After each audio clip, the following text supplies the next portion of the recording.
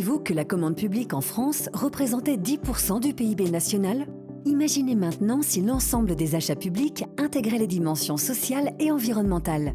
L'achat public deviendrait alors un formidable outil d'accélération de la transition écologique. Sans compter qu'il y a de nombreux autres avantages à promouvoir l'achat public durable.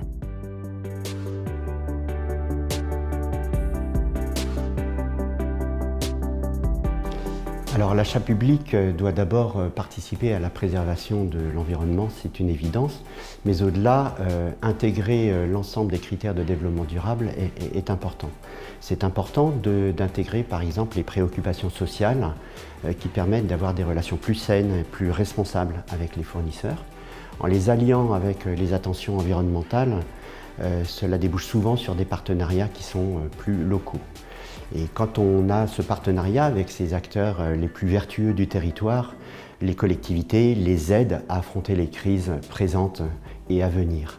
Les collectivités sont aussi des animatrices de leur territoire et en montrant à tout le monde et en particulier à leurs concitoyens la dimension exemplaire de leur démarche, ça a souvent un effet d'entraînement. Enfin, sur la question des dépenses financières, une démarche de développement durable dans l'achat public conduit souvent à des économies, car on se rend compte qu'à long terme, en termes de coût global, la démarche est vraiment plus intéressante. Et de toute façon, l'achat public durable est devenu une obligation, car la réglementation est de plus en plus exigeante en matière d'achat public responsable.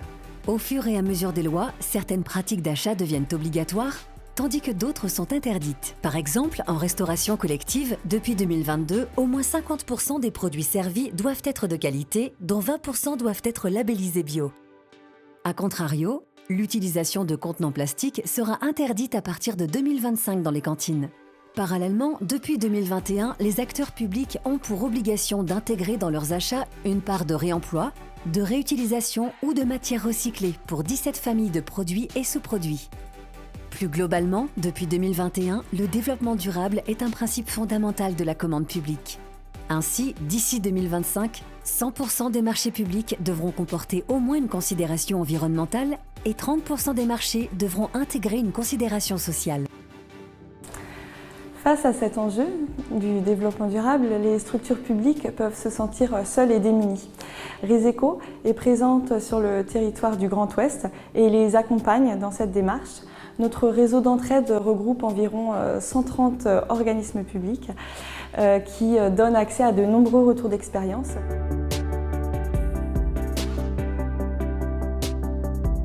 On a opté pour un marché de nettoyage avec des clauses sociales et environnementales exigeantes. Parce qu'on sait au départ, quand on fait un marché, qu'on s'oriente sur la dimension économique. Et quand on s'inscrit dans un marché durable, il y a la dimension environnementale. Pour la question du nettoyage, c'est important en termes de santé. Et la dimension sociale, elle est essentielle dans ce cadre-là. C'est aussi une volonté, très concrètement, de s'inscrire dans une démarche inclusive. Dinan Agglomération s'est construit de fortes ambitions en matière d'achat socialement et écologiquement responsable.